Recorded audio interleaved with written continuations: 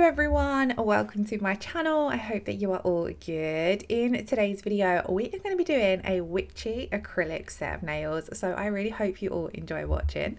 Now I'm going to be using the Diamond Nail Supplies acrylic system for this set. I picked out Ultraviolet and then I decided to team that with Sassy Grape Jelly, and I do end up adding in a black as well, but I wasn't quite sure of the design or all the colors I was going to be using when I first went into this set, so that's why I didn't end up showing them all in the video. And then I did also end up adding in glitters as well. Now starting off for this design, I'm going to do a reverse French. Now I've mentioned in a few of my recent acrylic videos that I had a long break where I just really didn't do any acrylic nails, and I feel as though although I remember all of the techniques and the little tips and tricks that I'd picked up, putting them into play has been a little bit hard. So I wanted to push myself a little bit this week and do a reverse French. So I wasn't 100% happy with this. Looking at this part of the video now, I would have took my sidewalls of this smile line in a little bit more to get more of a deeper French, because then I feel as though the overall look of the French is a lot more appealing to the eye. But also it was good to do this and kind of feel as though yes, I can still do an acrylic French nail even if it's not perfect. So we're placing that first bead of acrylic down, and the reason it's called reverse French is because you kind of place it down reverse, I suppose that makes sense. And then I just used the edge of my brush to shape that into the smile line shape that I wanted as the acrylic was starting to polymerize. Then I'm going to come in with my next bead of acrylic, and I'm using this to build up that French smile line that we've created. I want to make sure that there's a little bit of a higher wall so that we can file this into shape and then push our colored acrylic up.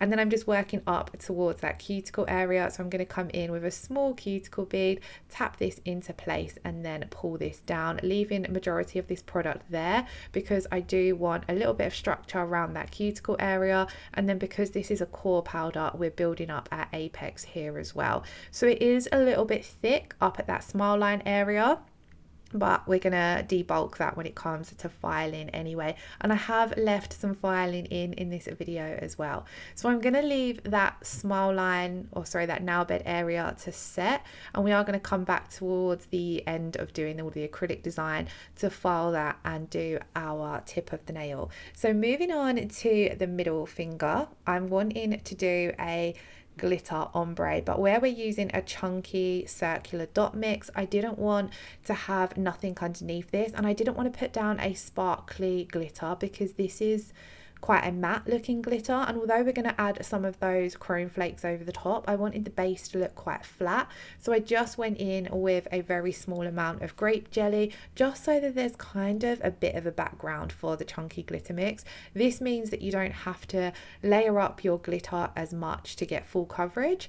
So then to apply my glitter, I'm dipping into a small bead of clear acrylic, keeping it wet, and then going into my chunky glitter mix and placing this down.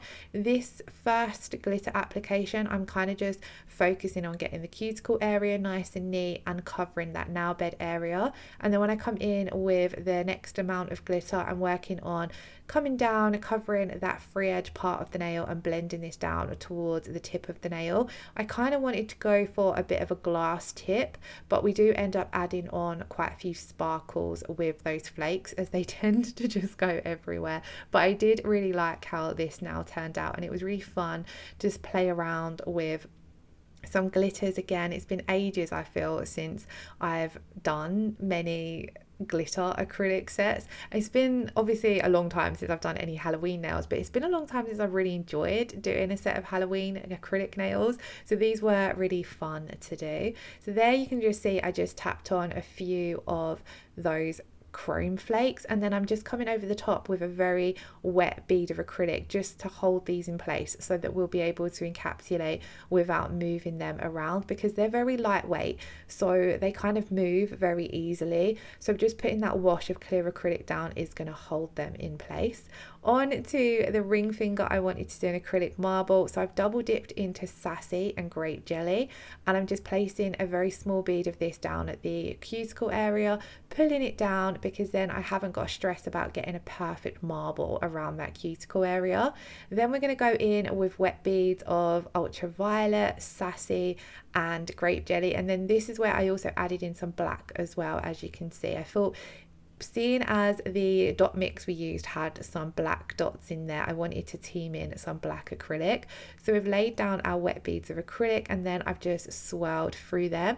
And then, as I mentioned, I haven't got to take this marble right up to that cuticle area, so then I can just come in with my brush, tap around, and we've got a bit of colour underneath. This made it a little bit easier for me, having to like not stress about getting a perfect cuticle area with a marble, because it can be a little tricky where you're working with wetter beads of acrylic. And then I'm just going to continue this to finish up the tip part of the nail. Just tap in very gently with your marble because you don't want to smoosh it or pull it around. And I really loved how this marble turned out. It gave off just the vibe I was looking for.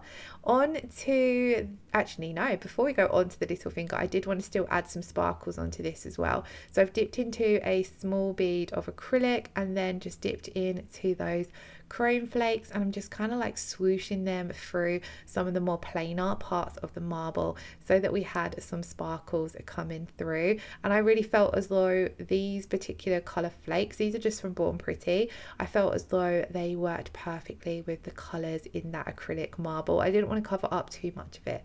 Then I kind of made a big mistake when I went on to the little finger. I wanted to do an ombre with Ultraviolet and Sassy, and I put my Sassy down first when I should have put my Ultraviolet down at the tip of the nail first and then blended a Sassy over the top. I don't know what I was thinking. I got to this point and I was like, hang on a minute, I've done this wrong. So we kind of just wing it. I was going to be coming over the top with some flakes, mylar flakes anyway, so it wasn't too bad. But I basically started off by placing Sassy down at the cuticle area, blending this out towards the tip of the nail, and then I'm going to come in with Ultraviolet at that tip. And this is where I was kind of thinking, oh God, how am I going to do this? But I just thought I could have changed the design, but I didn't want to because I had that idea in my mind by this point. So I was kind of like, no, we're just going to go with it. So I put Ultraviolet down at the tip, and as you can see, it's so highly pigmented. You can literally paint this color on and it's got so much pigmentation. So I blended it back, and then I could have come in, I suppose, here with another bead of Sassy, but I didn't want to end up with a too bulky nail. So I ended up with coming in with another bead of Ultraviolet and just taking the blend down a little bit further than I would have wanted. But it was, like I said, we were just winging it. I know for next time not to make this mistake.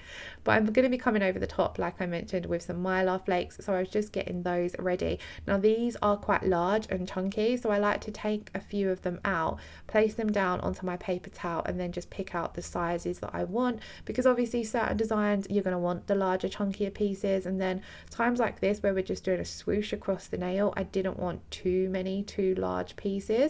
And then once I've got these down, I'm picking these up with my wet brush at this point because the acrylic underneath is tacky enough to hold them in place. And then of course we're going to encapsulate, and then I'm going to come in as well with some of those chrome flakes and kind of just scatter them through those mylar flakes. And it looks a bit random at this point, I suppose, but once you come in and encapsulate and top coat, I feel as though that's when these designs really come to life.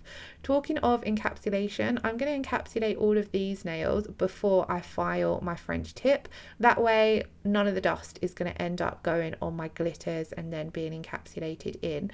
So I'm coming in with Diamond Nail Supplies Clarity, which is their clear acrylic, and I'm just gonna fully encapsulate. I show you guys this nail, and then I did the rest of the nails off camera, but as you can see, I'm just coming in with medium-sized beads. I've done the tip of the nail first of all, and then I'm coming in at the cuticle area. With the cuticle bead, I'm trying to leave majority of that product in that back third to build up our apex. Now I was only doing these nails for practice and content, so I didn't build up as big of an apex. I think they're still okay. Like, I don't think these would break if you were wearing them because they're not super thin, but you do want to bear in mind when you are doing longer sets of acrylic nails, that you are putting enough structure in there at the apex area, at those stress points, so that you're not going to have any snappages or breakages. But I'm just coming in and encapsulating, and I love clarity because when you are doing any kind of glass tip nails, the clear on this is just next level. So I did encapsulate the other two nails, and then we're going to come in and file our smile line.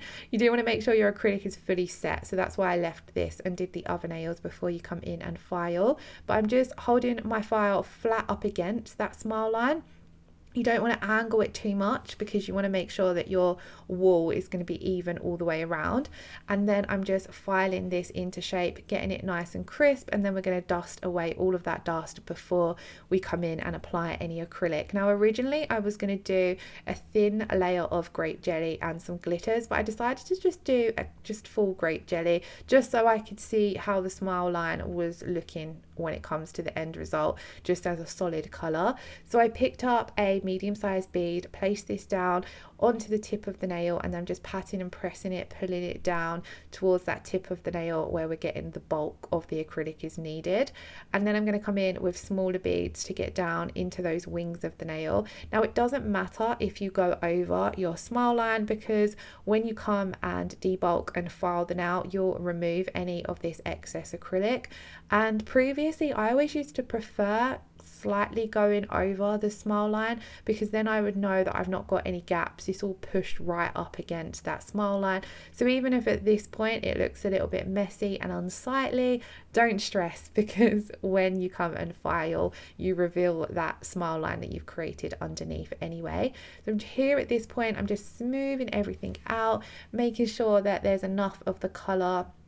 As you can see here, the side looked a little bit like there was a bit of clear. You could see the clear tip still where I hadn't applied enough acrylic. So I'm just coming in and applying a little bit more, and then doing the same on the other side as well, just so that when we file, we've one, built enough structure there, because we wouldn't want this tip of the nail to break, but two, it would look unsightly if there was this clear gap between the purple and the nail bed area. So I'm just making sure that I've got enough acrylic down. And then I did feel as though I'd applied enough of the colour, or I do come in actually and apply one more bead, but I did at the end, once I'd finished my purple application, feel as though the tip looked a little bit thin. Now after I'd applied the clear acrylic, it wasn't actually necessary, but I do come in and apply a thin layer of clear just at the very tip of the nail, just to make sure it was thick enough so that when I'm filing and refining, I'm not going to be left with a too thin tip, if that makes sense. Obviously your tip of your nail is the thinnest part of the nail, but I just wanted to make sure that there was enough structure there so that I could file and shape the nail without going into that purple. So just putting that thin layer of clear down did help, I suppose. But then everything was set, so we're going to move on to filing. So I'm going to start off by, I like to go in first of all and just sharpen up my shape so I can kind of see what I'm working with, and then I go up one side of the nail around the cuticle area and then down the other side of the nail. This is going to then debulk those side walls, remove any excess acrylic that you've got around at the cuticle area, making it nice and flush with the cuticle so you've not got a thick ridge.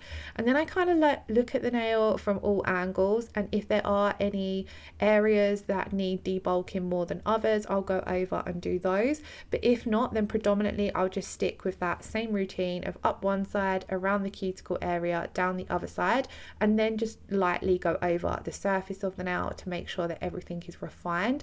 If you apply your acrylic nice and neatly, then you're going to have less finish filing to do, which is ideally what I'm trying to get into the practice of doing. So there was certain parts on, for example, the little finger, where there was a lot of bulk that had to be removed, where I'd gone wrong with the nail, so it was a little bit thicker than I wanted it to be. But on this nail it wasn't actually too bad. So once I had refined all the acrylic, I'm going to go in and shape. Now I do all my debulking and refining with the 100 grit side of my file.